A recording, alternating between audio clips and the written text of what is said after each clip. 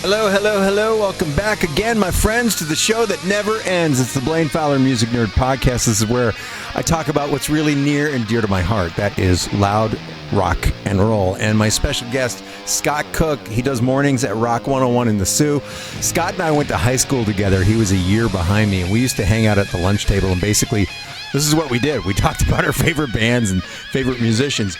In this episode, we continue our conversation, but this time we're talking about Eddie Van Halen and the impact that he had. Also, we're going to get some Kiss references in, some Sault Ste. Marie references in, and I don't know, we'll probably geek out about radio too. October 5th, we lost arguably the greatest guitar player of our generation, Eddie Van Halen. I talked to, on a previous episode of the Blaine Fowler Music Nerd Podcast, I talked to our buddy Jason Mapes, who is himself a musician, an actual recording artist, the whole deal.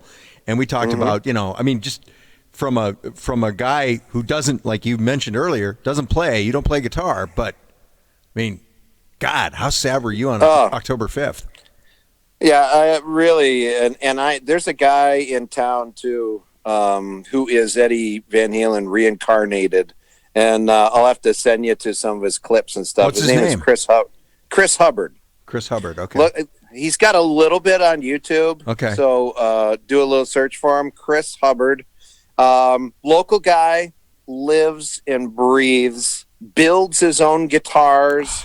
He relics them so they look exactly like Eddie's guitars. Yeah. I mean, he is, and he plays them amazingly. So that's what he does. And he builds guitars. He plays the guitar. He lives and breathes it. So, yeah, you have to look him up. I think somebody's going to find him if he wants to be found or whatever, and he could do big things. I ran into his dad a few weeks ago. I said, he needs to be discovered. I just got done watching one of his clips, and I said, he needs to – you need to get him in touch with somebody. Right. And they need to – because he's that good. But anyway, yes, when I went on a binge. I do a morning show like you do a morning show. I played Van Halen all morning long, and I was going deep. I'm playing dirty movies. Yes. I'm playing, of course, I'm trying to think of the deeper cuts that I was playing. Stuff off of OU812. Pound Cake? Did you play Pound Cake? I played Pound Cake. Yeah. That's from For Enough of Carnal Knowledge, but yeah. A Sucker in a 3-piece. Whoa. You remember that song? Yes, I do. It's on, it's just screaming. Sammy just screaming. Yes. Guitar screaming. I mean, it was kind of like an FU to all the people that, didn't like all the keyboards and, all the stuff of the Van Hagar. They did a couple rockin' songs on there that was like, whoa. Yeah. So, yeah. Cabo Wabo, playing that from 5150. So, yeah, amazing. Oh, I'm sorry. That's on OU812. Is it? Cabo Wabo is? Yeah. Oh, well, you see, I got you, you got me. By the way, 5150, the song, 5150, that's one of my favorite Van Halen songs. I think I played that, too. Yeah, mine, too. Great song. I usually play the first couple cuts if I'm getting deeper because, what's a hello, baby? Good enough. Good enough. I love that song. That's a great Friday song for me. Oh, it's perfect. So, and I just the other day I played a deep cut off of I think it was from Women and Children First. I can't remember, but it's the one song that I could kind of play along with on guitar. Oh, Everybody Wants Some? No, that's a good one. It's the one that goes down, down, down, down, down, down, down, down, down, down, down, down. You remember that one? Take Your Whiskey Home? No, that's a good one too. Love that. God, I can't remember. Yeah. Then at the end of it, it's like so. That era of Van Halen. At the end of it, Dave's just like all scabbity booping and scopping on the end. He's like,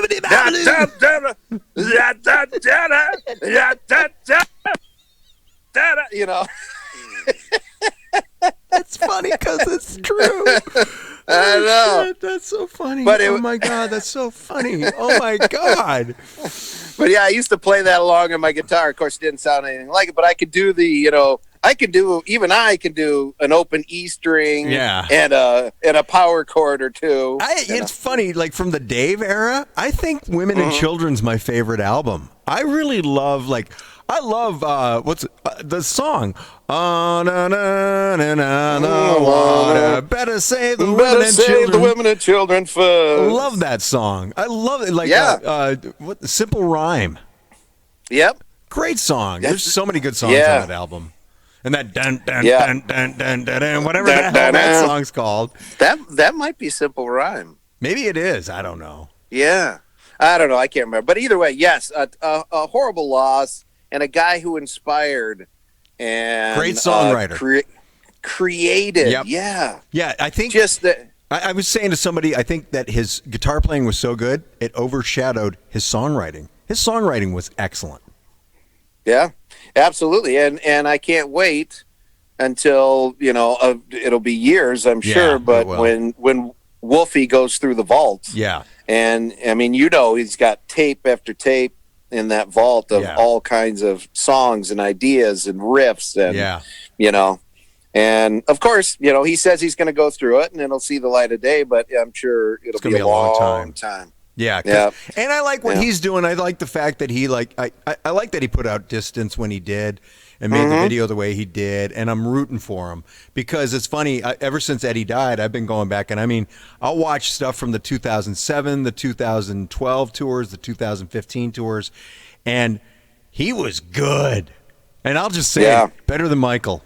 I love Michael Anthony. Don't get me wrong, integral part of the band, no doubt about it. But man, Wolfie, as far as playing is concerned, he's a better musician.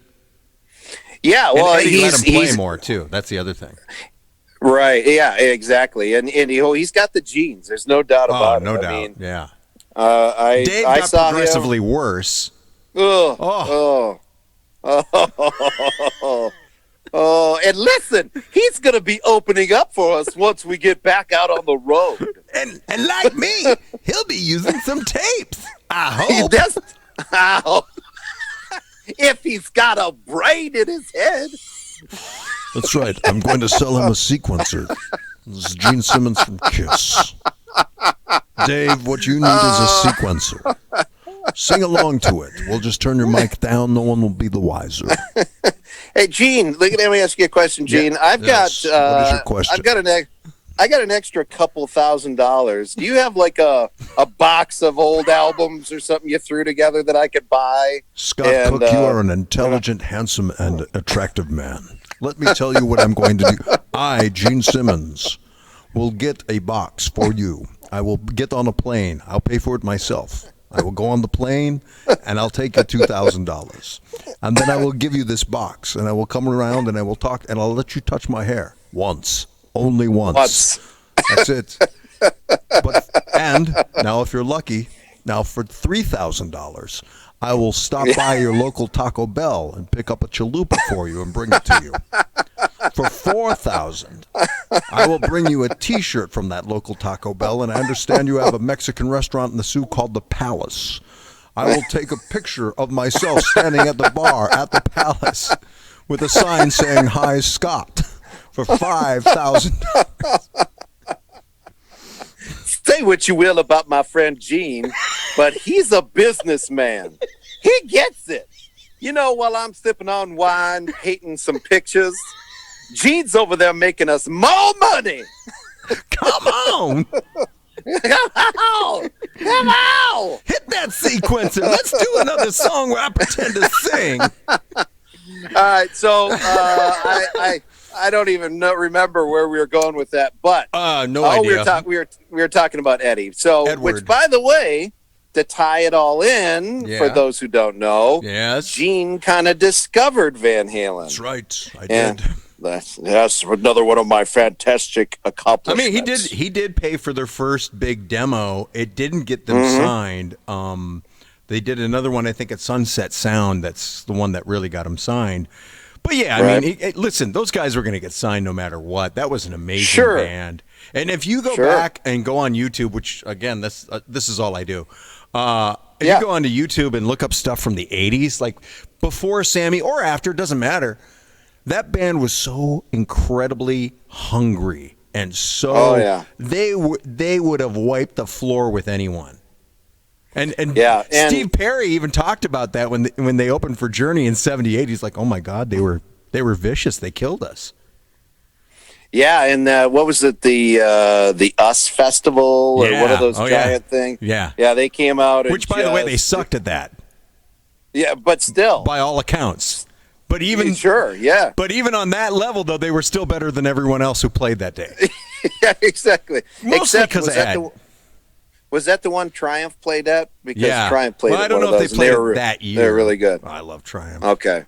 Oh, gotta love Triumph. Rick Emmett. Rick You Emmett. see I got a Rick Emmett Oh, look at that. picture over That's there. cool. Over there on the wall of fame Rick in the with man a little cave. mullet going on there, little Canadian Absolutely. passport. No, dude, it.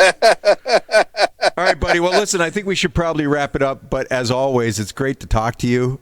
This is okay. Oh. This is Scott. Back me up on this. This is basically us in high school at the lunch table.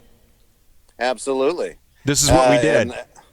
And we just scratched the surface. Oh God, This we is could do just- this. Yeah. This is just like the upper epidermal. If I ask you to come on again, will you? Absolutely. All right. What do you mean? Hang out in the man cave and talk rock with my buddy the Blaine Train? Hell yeah. Are you kidding me? Listen. But it's going to cost you some money. Here's my funny memory of Kiss from 2009. There's those shows, and also being up in the Sioux. This is when my dad passed away, and I'm driving out of town, and you're on the radio, and I'm listening to you, and you start playing Modern Day Delilah, and you're talking yeah. up the intro of the song, and you're like, yeah. And I'm laughing my ass off in the car. Dude, that made my day. That made my trip. Oh, good deal. Scott Cook, thank you so much for doing this. Appreciate it. It's the Music Nerd Podcast with me, Blaine Fowler, and my special guest today, Scott from Rock 101. Rock 101. Best of the border. Rocking two countries. Shakes the legs. That's it. And rocks, I don't know, some the locks. Mixing the batter and pitter patter. Let's get at her. Allegedly. That's what I appreciates about you, Scott. I love that you picked up on that. That was awesome. The Blaine Fowler Music Nerd Podcast. Thanks for listening. Make sure you click like. Make sure you subscribe. We got more coming. Have a great day.